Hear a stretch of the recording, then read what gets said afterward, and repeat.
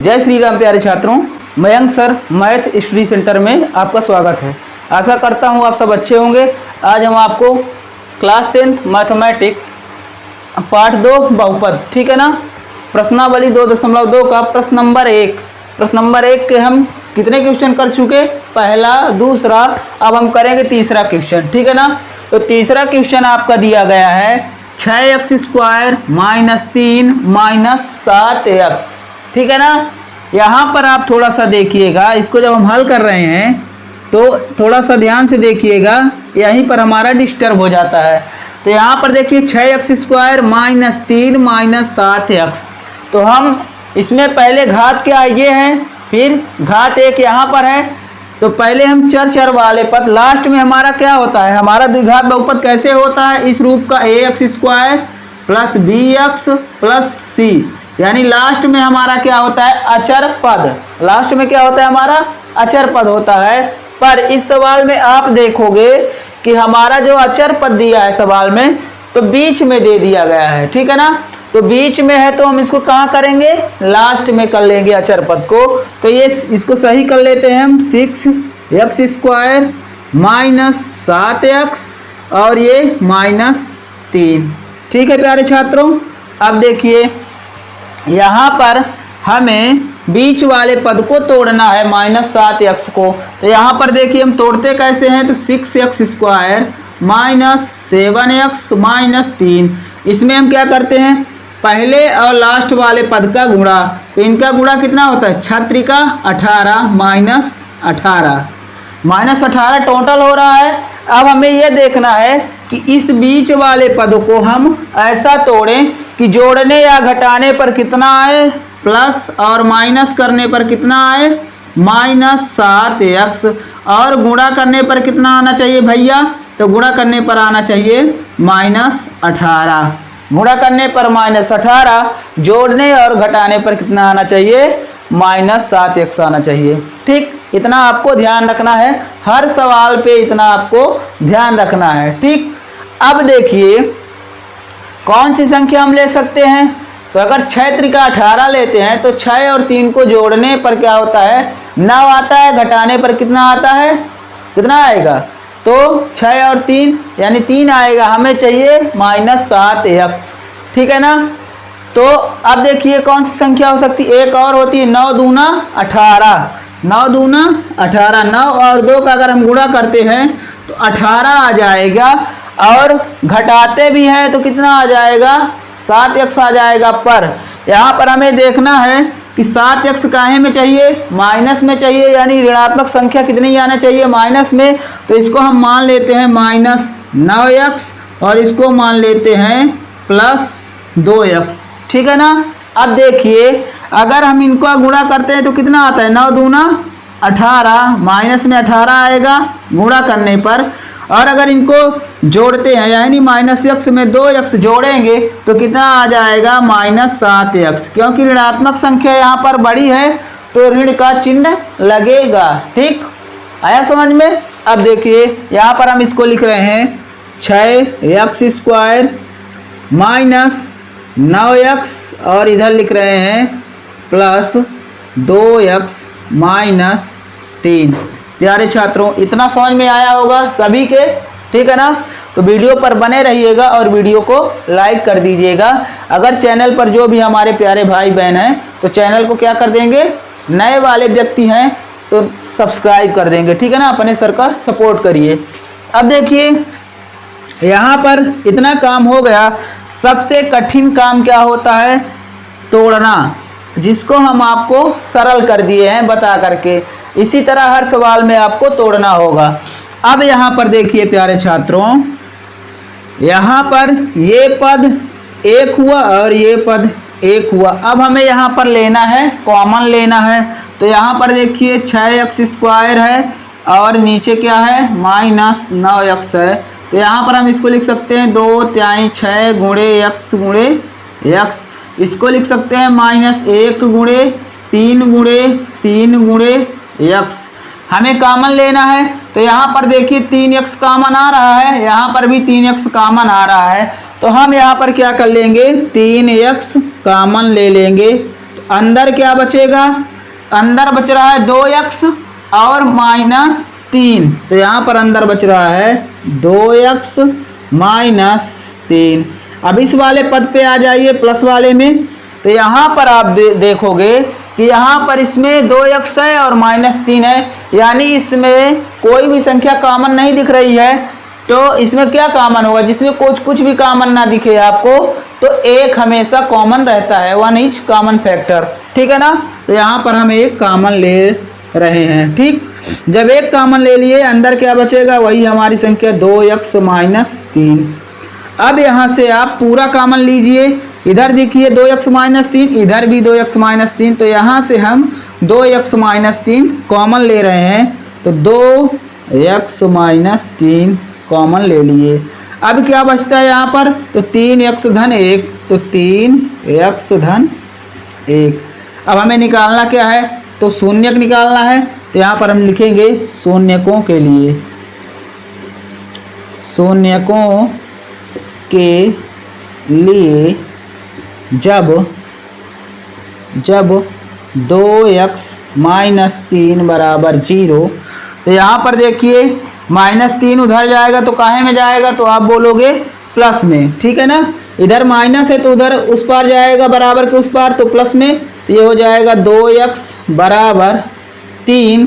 इधर देखिए x और 2 साथ में है, यानी x के गुणे में साथ है, तो जब कोई संख्या गुणे में होती है तो बराबर के उस पार जाएगी, यानी इधर आएगी तो काहे में आएगी, भाग में आएगी। तो यहाँ पर हम लिख दे रहे हैं x बराबर 3/2, ये आ गया हमारा एक शून्यक, ठीक है ना। अब देखिए यहाँ पर लिख रहे हैं पुनः देखिए दोबारा क्या है हमारा 3x धन 1, तो हम इसको लिखेंगे 3x धन 1 बराबर 0, ठीक।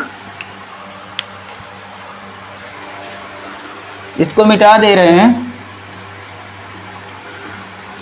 तो यहाँ पर हमारा हो जाएगा 3x बराबर 1, इधर प्लस में तो इधर आएगा माइनस में, तो -1, तो ये हो जाएगा हमारा x बराबर -1/3। ये आ गया हमारा दूसरा शून्यक आ गया, दूसरा शून्यक आ गया हमारा -1/3। तो हम लिख देंगे अतः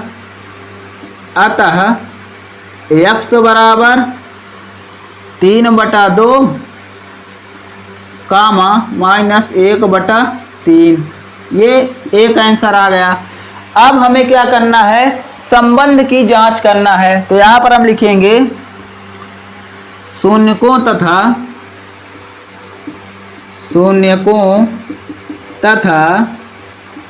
गुणांकों के बीच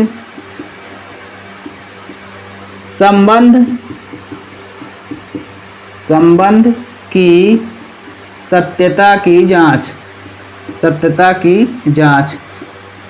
अगर आप इतना नहीं लिखना चाहते हो तो केवल जांच भर लिख सकते हो, ठीक है ना।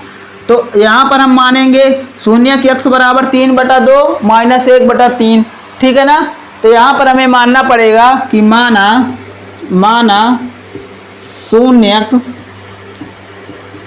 शून्यक अल्फा बीटा है। एक शून्यक को हम मान लेते हैं अल्फा, एक शून्यक को मान लेते हैं बीटा, किसी को भी मान सकते हैं, इसको भी अल्फा मान सकते हो, इसको बीटा, इसको अल्फा, इसको बीटा, ठीक है ना। इसमें आपको कोई दिक्कत नहीं, कोई टेंशन लेने वाली बात नहीं है, ठीक। तो यहाँ पर हो जाता है हमारा अल्फा बराबर 3/2 और बीटा बराबर -1/3, ठीक है प्यारे छात्रों। अब देखिए यहाँ पर हम लिखेंगे कि द्विघात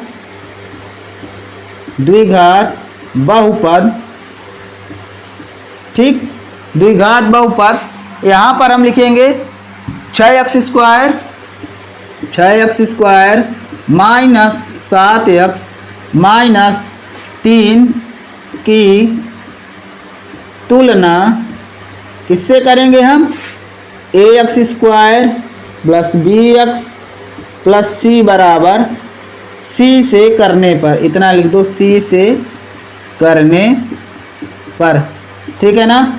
लिखना है तो लिखो, नहीं तो डायरेक्ट मान लिखो। अब देखिए इसमें a बराबर क्या हो जाएगा, आप बोलोगे a बराबर क्या है, इसमें इसकी तुलना इससे हो रही है तो a का गुणांक यानी 6, तो यहाँ पर लिख देंगे 6। फिर b बराबर क्या है तो आप लिखोगे -7 और c बराबर क्या है तो -3। ठीक है ना, इतना समझ में आया। अब इनका संबंध की जांच कर दो, इनके संबंध की जांच। तो पहला होता है हमारा शून्यकों का योगफल। शून्यकों का योगफल हमने सूत्र क्या लिखवाया है तो अल्फा प्लस बीटा बराबर -b/a। ठीक है प्यारे छात्रों, अल्फा प्लस बीटा बराबर -b/a। तो यहाँ पर देखिए, वीडियो पर बने रहिए और वीडियो को लाइक कर दीजिए। तो अल्फा प्लस बीटा बराबर हमने लिखा -b/a। अल्फा बराबर कितना है 3/2, तो 3/2 प्लस बीटा बराबर कितना है -1/3, -1/3 बराबर -b/a।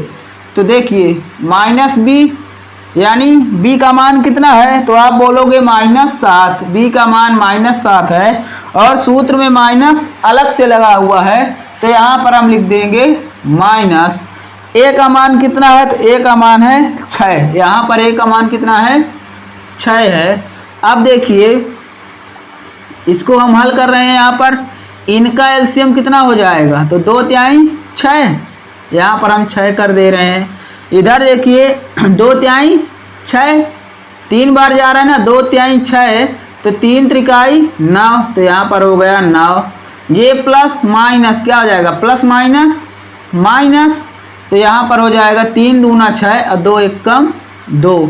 इधर बराबर माइनस प्लस, माइनस का माइनस में गुणा तो प्लस, तो ये आ गया 7/6। देखिए 9 में से 2 गया 7/6 और इधर भी आ रहा है 7/6, यानी योगफल सही आ रहा है 7/6। अब गुणनफल निकाल लीजिए इनका, तो यहाँ पर हम लिखेंगे शून्यकों का गुणनफल। ठीक है, तो शून्यकों का गुणनफल होता है अल्फा बीटा बराबर c/a।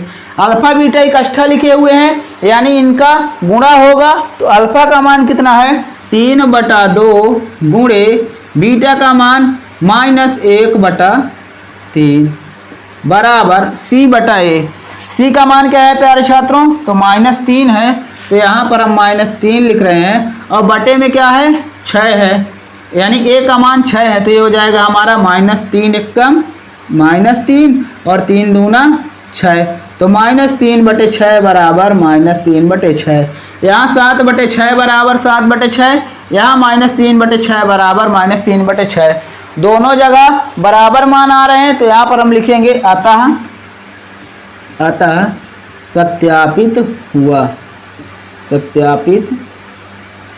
हुआ प्रूव्ड दैट।